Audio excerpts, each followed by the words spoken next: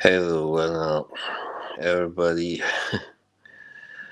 Um, yeah, I didn't originally plan to stream, but I thought I would do a little stream just to talk a little bit about what happened last night. The main fight with Josh Taylor and Echo Westman. Yeah, so Echo Westman he beat Josh Taylor, of course, and really was dominant in the second half of the fight. Yeah, and pretty much you might say retired Josh Taylor even maybe. Yeah, just had a feeling this would happen because lately Josh Taylor hasn't been looking like himself in the last few fights. So yeah, in his last fight before that, he lost in the rematch against Jack Catterall, and before that he lost to Teofimo Lopez, and in both fights he just didn't look like himself, his old self. So, and since the first Jack Catterall fight, we know what happened there. Catterall should have won it, but he got robbed. So you might say his last real victory of Josh Taylor was against Jose Ramirez in 21 when he became undisputed. I think when boxers achieve this ultimate goal, becoming undisputed, they lose some of their hunger definitely and motivation and yeah, they just stop working as hard on themselves and on their boxing and that's what very often happens. And with Josh Taylor, the problem was always I think he was brought up pretty fast.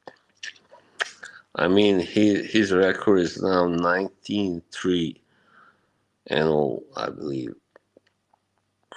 Yeah. So he's only got 22 fights and he's already past his prime. He's already a washed up fighter. He's already had held all the major titles at 140. So yeah, it just all happened really fast for him. And sometimes when that happens, it can go downhill pretty fast also. And that's what it did. Even though he had his moments, definitely. He won a few rounds last night, but he just wasn't able to keep up with Akuman's pace. Sorry, sorry, not Akuman, Esuman, Eko Esuman. Yeah, Eko Esuman was the aggressor most of the time. He was the one coming forward and attacking and landing shots and shaking Taylor several times with big punches. Had he been more of a puncher Esselman, then of course, yeah, I think he would have stopped Taylor, well, at least by round 10, I'm sure, something. He's not really a puncher, he's more like a pressure fighter and a boxer who has some pop. He's not a major puncher anyway. Yeah. And I see some of the knockouts he has scored are happen in the late rounds. So yeah, it takes him a lot to stop someone. In other words, he's got to land more. And Josh Taylor is a tough guy. He's never been stopped. And I don't know, has he ever been down? Yeah, he was down against Carroll in the first fight, I believe. And yeah, I think Taylor's problem was that he stayed too long at 140. I don't understand why he did that. Especially after the first Carroll fight, that was when he should have moved up. But unfortunately, he was given a decision. It was very bad for him, really, because and he seemed to buy it. That was also another problem. His attitude wasn't really good or healthy. He was, like, yeah, I won the fight. Yeah, all right, good. And instead, he should have just asked himself, what did I do wrong? Why did I won, but I feel like I lost? So definitely, Josh Taylor. Another thing with him is that he was never really a boxer from that aspect. He's not really much of a technical fighter, is he? He's a tall guy for his weight classes, and always was. He can punch. He has always been a puncher yeah, who also broke down his opponents. So even when he didn't win by knockout, he won by knocking down his opponents and dominating them and being aggressive, like against Ramirez and Baranchik, for instance. He didn't knock them out, but he knocked them down and dominated the fight by being landing more punches, simply being aggressive. So he's not this kind of guy who can fight backwards and slip punches so much and yeah, just do the Floyd Mayweather thing or James Stoney thing or whatever you want to call it, Pernell Whitaker. Um, yeah, and he's done well with what he has, what he's got. But there comes a point where you face fighters that doesn't work. That it's not enough against fighters like Jack Catterall or Teofimo Lopez or yeah, those are the two. And now Echo Essuman also. It goes to a point where you meet someone that is slightly a little more clever and dodgy, and yeah, you just can't get better of them like you are used to getting better of fighters simply. So yeah, I think Taylor should retire now. Maybe have one last farewell fight, a low level fight. He'll win it and retire with 20 wins and 3 losses. Now, even though he in reality has 4 losses, but let's not go there anymore. I also, by the way, didn't see the first Carroll fight so wide for Carroll like many others seem to do. I thought it was still rather close, but Carroll won more rounds, definitely. He won, I thought he won 7 rounds, not 8, like a few other people had said. But yeah, he definitely won the fight. It's not that Taylor was bad or anything in that fight either. He fought pretty well, but it's just that Carroll was more like clever and he's a southpaw. He's dodgy, and because of that, yeah. So that's simply the case. I mean, uh, Taylor got out slicked. So, but last night was a little slightly different case. Wasn't much of a case of being out slicked or outsmart, but he was simply out punched and outworked and yeah, everything all that by Essuman, who actually is 2 years older, but yeah, no, but he doesn't have less fights either. He's got slightly, I think the number of fights is almost the same anyway. But well, I think Asuma has one more. But yeah, I mean, Asuma is 36, but with this victory, he's now definitely earned a possible shot at a world title. And with the 147 division being pretty open as it is, with only two really big names right now. They're, of course, Jaron Ennis and Brian Norman Jr. So there is a chance that he might do something, make some noise, especially if Ennis moves up. I mean, there are some hints that he might move up in near future to 154 like Crawford. Because of that, there aren't so many really interesting fights there for him. Not many more. So if it should be between Brian Norman Jr. and Echo Essuman, that might be an interesting fight.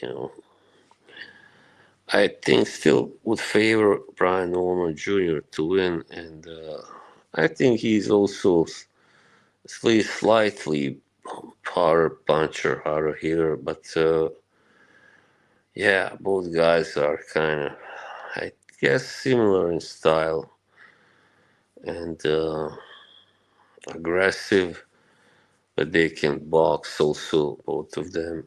They're not just about brawls, dog fights, but they can also box when needed, definitely.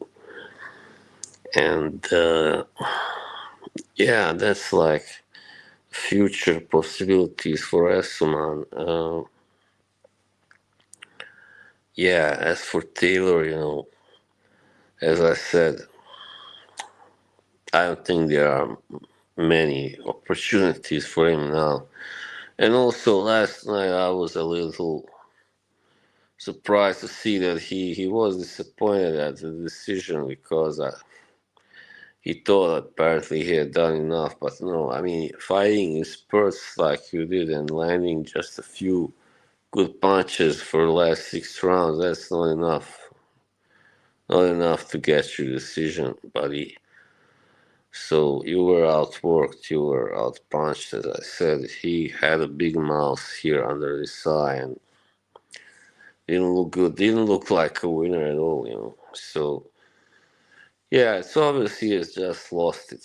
He lost his mojo, he lost whatever. The hunger, I guess, even to some extent. And now, yeah, there isn't so far he can go. He's 34 and he's an old 34.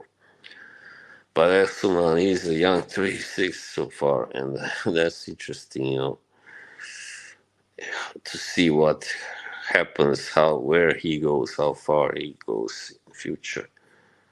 He just looks like a guy, I mean, who has a lot of confidence. And the first time by looking at his picture, I could feel it. This is a very determined guy and also pretty talented guy. And he's got one loss, but that was a split decision loss. Might have been controversial. I haven't seen the fight, but he lost to some British guy. And yeah, I mean, so everybody has off nights sometimes. By the way, yeah, but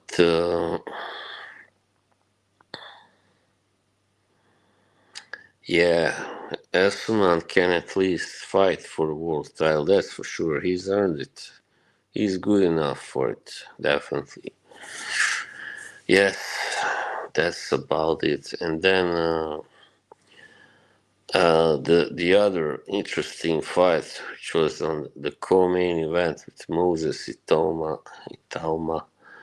He once again scored a quick knockout. Moses, the KO sensation, and yeah, I mean, he's really headed fast for the top there, man. He's headed towards some big fights in the near future. He's only 20 years old, but he's already got 12 wins, so by knockout, of course. Or I think they are all by knockout. I think, or yeah, yeah. Yeah. So Moses Itama, um, the thing I like about him, he's not really, he doesn't look like an athlete. He's just, that shows you he's just very good at knocking people out. So he's not some guy that used to be a football player, basketball player, and then decided, let's do boxing instead. He's just, he does this because he's born to do this, pretty much. So, yeah, that will be very interesting. I mean, in near future, the fights I see him fight, or the fighters I see him fighting well, in UK only you have several options. Maybe Fabio Wardley, I don't know, maybe Fraser Clark, and yeah, even maybe soon he could fight Dave Allen, who just knocked out Johnny Fisher, and if Allen wins that fight, that will be interesting. I guess I think so. Pretty exciting fight, but yeah, Moses just. It's unreal, like the knockout he scored last night, man. Like he can throw punches and land punches from all angles. You could see it, like the way he scored that knockout. Guy was coming towards him, and he just bang whacked him on the side, and that shows his punching ability, which is very important, of course, for a puncher to be able to land from all angles and with different punches, not just one, of course. So uh, yeah, as I said, there are a few good opponents, future opponents for him: Fraser Clark, uh, Dave Allen, and then maybe even Fabio Worley. And if he gets past them or a couple of those, then of course,